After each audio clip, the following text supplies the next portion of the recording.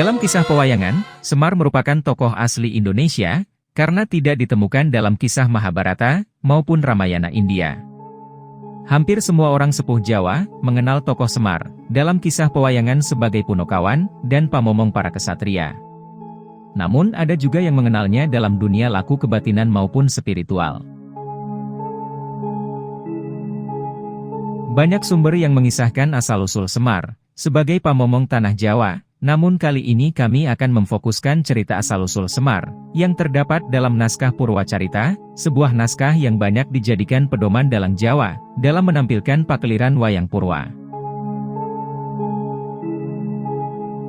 Pada suatu ketika, Sang Hyang Tunggal, putra Sang Hyang Wenang, menikah dengan Dewi Rekatawati, putri Sang Hyang Rekatatama. Dari perkawinan tersebut, lahirlah sebutir telur. Mengetahui tentang itu, Sang Hyang Tunggal menjadi murka, dan membating telur itu dengan sangat keras. Namun anehnya telur itu mental, melesat jauh hingga jatuh ke pangkuan Sang Hyang Wenang. Dengan kekuatannya, Sang Hyang Wenang menyabda telur itu menjadi 3 sosok manusia yang tampan rupawan, yang terlahir dari cangkang telur diberi nama Antaga, yang dari putih telur dinamakan Ismaya, dan yang dari kuningnya dinamakan Manikmaya. Beberapa waktu kemudian, setelah ketiganya beranjak dewasa, Antaga dan Ismaya berselisih faham, perihal pewaris tahta, yang menyebabkan mereka harus beradu kesaktian. Namun, setelah beberapa waktu mereka bertarung, hasilnya tetaplah imbang. Di sela-sela rasa lelah akan pertarungan, yang mereka berdua lakukan, datanglah sang adik bungsu mereka, Manikmaya, dengan menawarkan solusi, terkait pertikaian mereka berdua, untuk memakan gunung, dan mengeluarkannya kembali, tanpa merusak gunung tersebut, dan yang menang dialah yang berhak menerima tahta kahyangan. Mereka berdua pun menyetujuinya, dan melakukan apa yang Manikmaya katakan.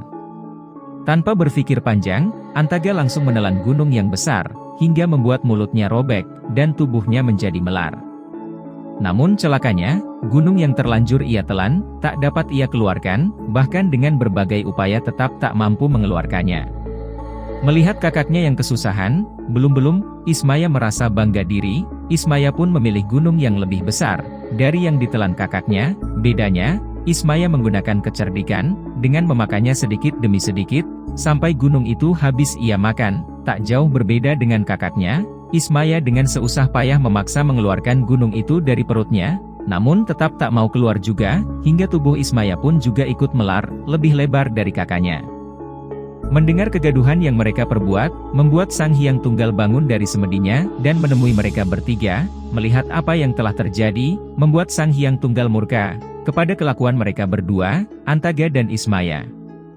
Yang akhirnya Sang Hyang Tunggal, memberikan tahta kahyangan, kepada adik bungsu mereka, Manikmaya, yang kemudian, disebut Batara Guru.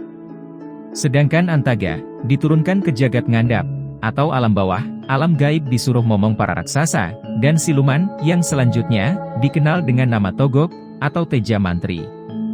Dan untuk Ismaya, diturunkan ke jagat tengah, atau alam dunia, untuk momong atau mengasuh dan mengajarkan nilai-nilai budi pekerti luhur, kepada manusia, khususnya para kesatria, yang kemudian disambut Semar.